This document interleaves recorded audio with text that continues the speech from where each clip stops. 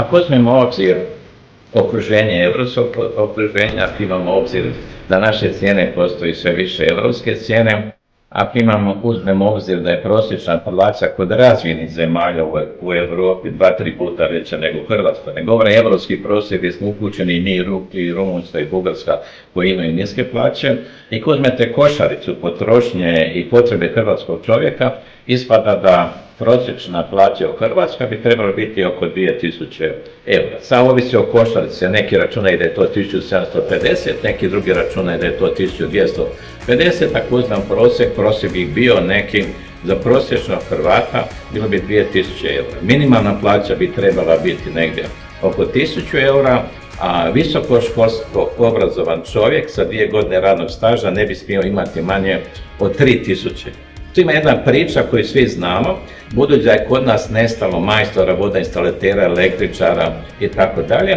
I sada čovjek koji je završio fakultet ima 1500 eura plaću, kad mu dođe neko popraviti vodokotlić i staviti elektriku i kad mu naplati tu cijenu, onda vidi da njegova plaća visokoškolovanog čovjeka ne može izdržati održavanje vlastitog domaćinstva nominalno. I kad treba njegovo dijete tenise, ljetne, zimske i tako dalje, onda vidi da ne može s time izići i naši ljudi zbog toga odlaze vani jer ne vidi perspektivu da će plaća uskoro preći 2000. Vani je to organizirano, iako su manje plaćeni, a jedan od tih sam bio i ja nekada, ne u takvoj situaciji, mi smo znali koliko trebamo raditi i što trebamo usvojiti da nam se plaća digne i tada nije odlučivao pojedinac ni ljubavni mržnja, nego jednostavno tako sustav postavlja. Mi kao strani radnici smo imali duplo manje plaće, ali znali smo svoj put napredovanja, svoju perspektivu i rješenje svog standarda. U Hrvatskoj, nažalost, toga nema. Da zaključim, sadašnja situacija odnosa cijena i plaća i okruženja trebala je biti prosječna plaća 2000 eura. Jel to znači da možemo očekivati još više ljudi koji će odlaziti?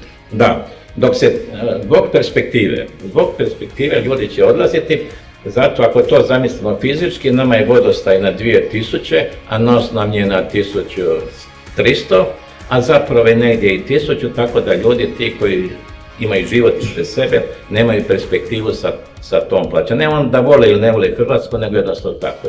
Iskoristio bih priliku da kažem da nam je danas bolje što se priča, je. I u čitavom svijetu je bolje. I u čitavom svijetu raste standard. I nama su plaće rasle ovi zadnji sa godinu dana, 20-30% kako kome, tako, to svu priču znamo, ali ja bih samo podsjetio da u Srbiji su rasle plaće 30%, da su u Rumunjskoj rasle plaće 25% i u Bugarskoj. Želim reći da je to jedan val koji je došao po zakonu spojenih posuda na zemlje, evropske zemlje koje su na dnu Europe. I njima su plaće porasle u prosjeku od 20-30%, a ovi bogatima koji imaju 4-5 tisuća plaća, njima i ne treba rasti plaće. Tako da moramo paziti kod te analize, kad se uspoređujemo, da gledamo kakve su okolnosti oko nas. I sad ako su tamo plaće 2-3 puta veće, onda ljudi će jednostavno i sa višom stručnom spremom raditi posao od niže stručne spreme za veću plaću nego Hrvatska viša stručna sprema. I zadnje, kad pričam da kod nas nije obrazovanje dobro, ja sam preko 40 godina u obrazovanju, imam 100 primjedbi na obrazovanje.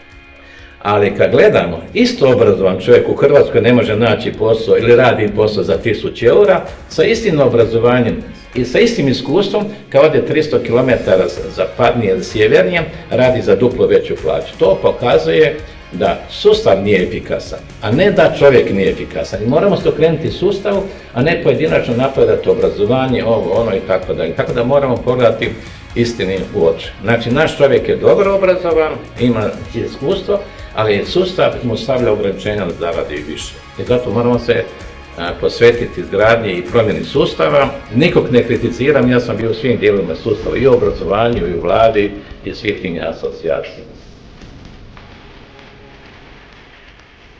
Hrvatski sindikat telekomunikacije je pokrenio inicijativu da se vlada zatraži da se promijeni zakon o javnoj nabavi koji bi inzistirao na tome da javni novci idu samo kompanijama koje imaju kolektivni ugovor.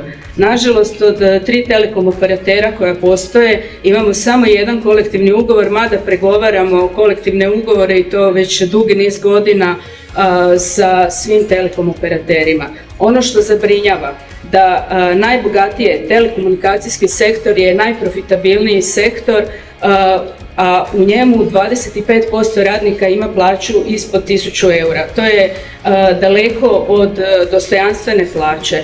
Mi tražimo da se utvrdi cijena rada za sva radna mjesta i želimo da radnici imaju dostojanstvene plaće koje će im osigurati da i u budućnosti mogu pristojno živjeti, jer ako su danas siromašni radnici, onda će u budućnosti biti socijalni slučajevi u mirovini, jer će i mirovina biti ispod prosječne mirovine koja sada iznosi negdje oko 550 eura. Spomenuli ste zanimljiv podatak da je fluktuacija ljudi, da 5 godina niko ne ostaje duže u tim kompanijama. Što mislite, zašto je tome tako?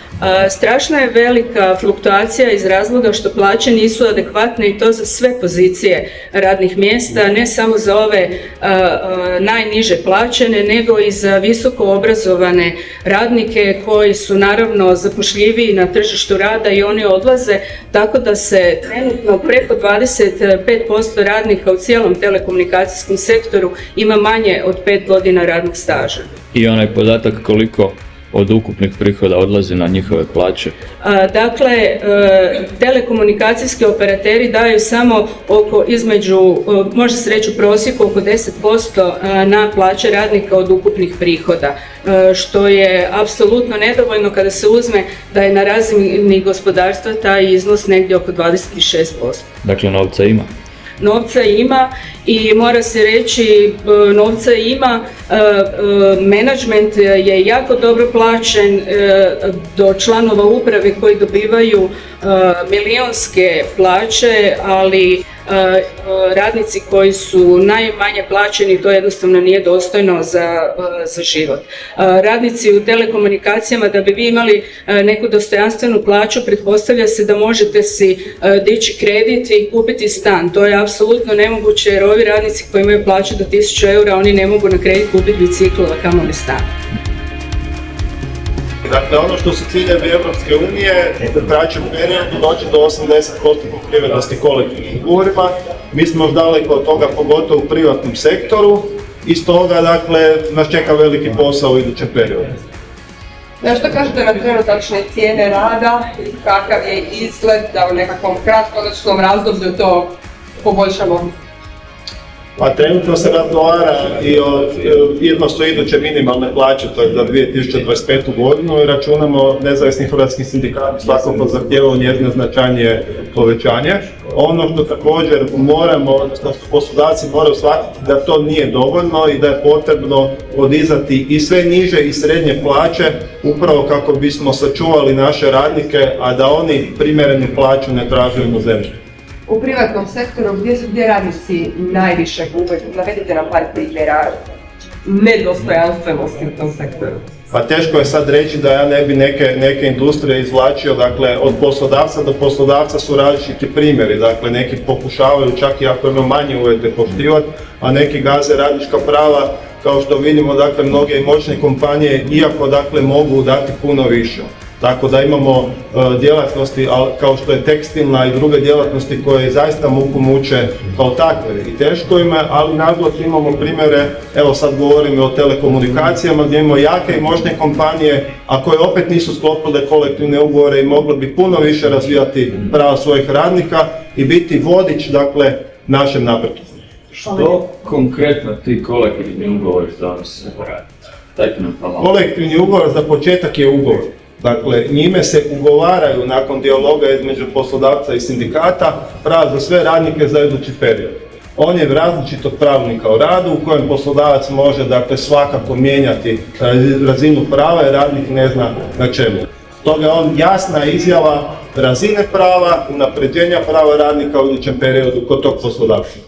Dakle, nije samo čuli smo, nije samo plaća to što... Ne, kolektivni ugovor ima puno širu razinu, dakle vi u Zakonu o radu imate definirano samo radno vrijeme 40 sati, godišnji odmor od 4 tjedna imamo minimalnu plaću. U stvari sve ostalo, dakle sve ono što i božićnice, regresi, duži dan godišnjeg odmora, dakle odmori, dakle slobodni dani, puno toga drugoga, kod nekih i treći mirovinski stup, dakle i velike nadogradnje, sve je to definirano kolektivnim ugovorom.